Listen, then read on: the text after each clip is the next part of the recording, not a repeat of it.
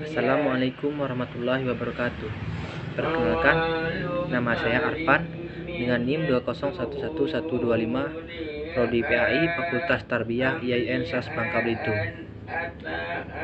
Dalam video ini saya akan mengkritisi 3 kasus. Kasus yang pertama yaitu tentang kurangnya kesopanan anak terhadap orang tuanya. Di masa milenial ini, banyak anak yang tidak tahu bagaimana cara sopan santun kepada orang tuanya. Betapa tidak berartinya lagi adab di zaman milenial ini.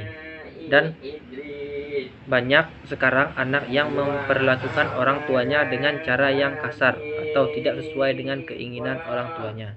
Seperti yang sering saya lihat di desa saya, yaitu Desa Kundi. Anak-anak bahkan remaja masih kurang dalam beradab kepada orang tuanya. Contohnya, saya pernah melihat seorang anak memarahi ibunya karena tidak memberinya uang jajan.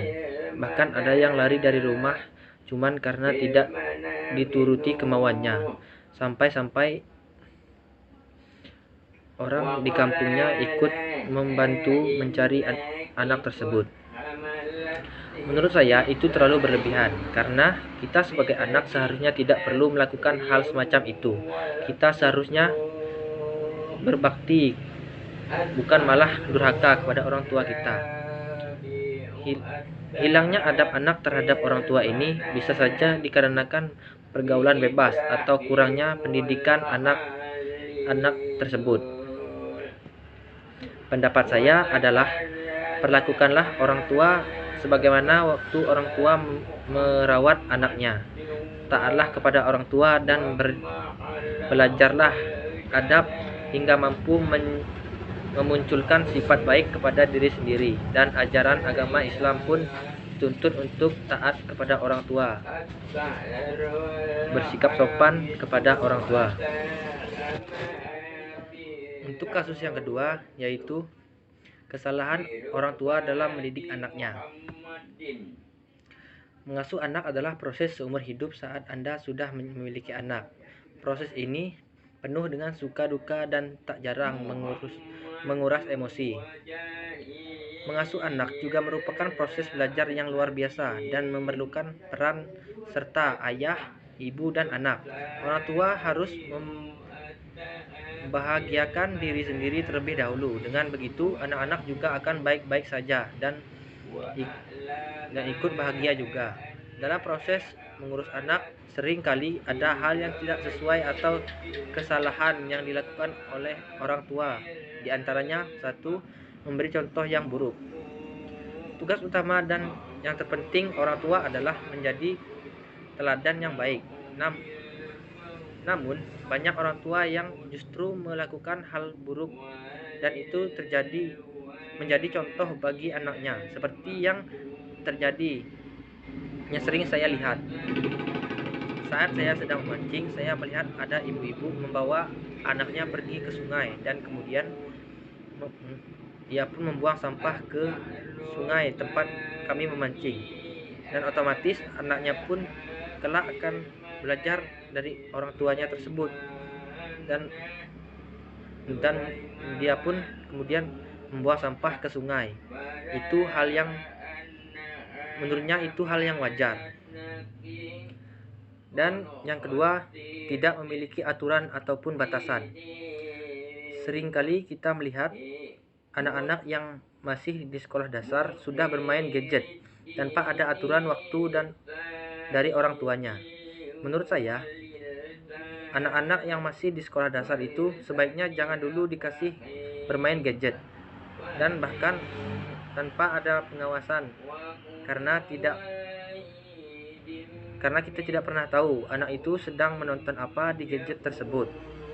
Tidak hanya masalah gadget, pergaulan pun tidak jarang orang tua membebaskan anaknya untuk bergaul dengan siapapun, tidak membatasi anak-anak untuk keluar malam dan seperti acuh tak acuh mau pulang jam berapa.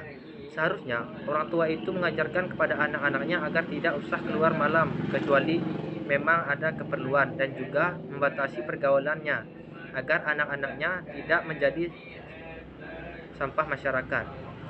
Dan masih banyak lagi kesalahan orang tua dalam mendidik anak, seperti suka membanding-bandingkan anak-anaknya dan mengabaikan anak-anak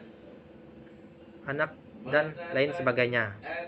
Dan untuk kasus yang ketiga yaitu kesalahan guru dalam mendidik muridnya. Guru adalah orang tua saat kita berada di sekolah. Jadi selain harus patuh kepada orang tua, kita juga harus patuh kepada guru kita.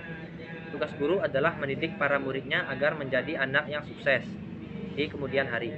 Dalam mendidik murid-muridnya, seorang guru harus sabar dan ikhlas agar ilmu yang diberikan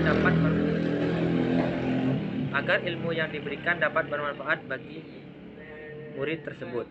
Dalam bidang pendidikan, tak jarang kita mendengar berita bahwa ada seorang guru yang memukul muridnya, bahkan sampai membunuh muridnya tersebut dikarenakan tidak mengerjakan tugas atau tidak menuruti gurunya tersebut.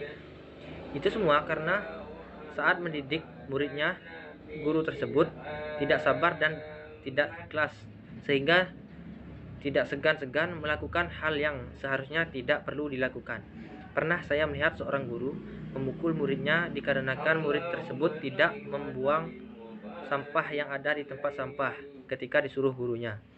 Ketika saya bertanya kepada murid yang lain, guru tersebut memang seperti itu, memang sering memukul-mukul muridnya yang bersalah. Bahkan adik saya pun pernah digesek telinganya menggunakan mistar dikarenakan berisik di kelas. Menurut saya hal itu terlalu berlebihan, karena kita tidak akan tahu kelak mungkin ada yang mencontoh guru tersebut dan melakukan hal yang sama kepada murid-muridnya nanti.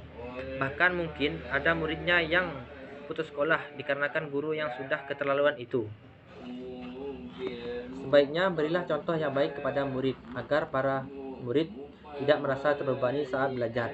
Dengan menggunakan emosi saat menasehati murid, nasehatilah dengan kata-kata yang sopan agar murid tersebut tidak merasa takut terhadap guru. Baiklah, sekian dari saya. Apabila ada kesalahan dalam mengkritisi tiga kasus tersebut, saya mohon maaf. Kepada Allah saya mohon ampun. Wabillahi taufik wal hidayah. Wassalamualaikum warahmatullahi wabarakatuh.